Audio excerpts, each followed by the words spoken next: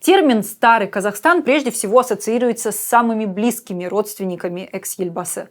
Старшая дочь Дарига Назарбаева была ближе всех к вершине политического Олимпа. После начала транзита власти она лишилась кресла спикера Сената, стала депутатом Мажилиса, а после кровавого Кантара вынуждена была уйти из политики. Но она сохранила позиции в списке Forbes. В 2024 году в рейтинге богатейших людей страны старшая дочь экс-президента заняла 15-ю строчку. Ее состояние оценили в $590 миллионов. По данным СМИ, она продолжает руководить фондом первого президента, радиостанцией Европа Плюс и телеканалом КТК.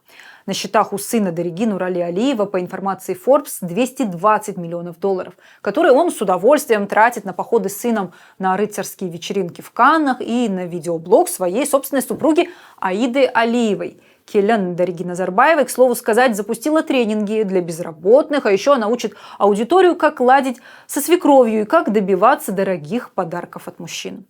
Укрепиться в Казахстане пытаются и Динара, и Тимур Кулебаевы. Зять Назарбаева добровольно уже отдал несколько компаний – недвижимость и элитные земли. Ушел с поста главы Палаты предпринимателей, и сейчас Тимур Кулебаев ведет переговоры о добровольной передаче $1 миллиарда.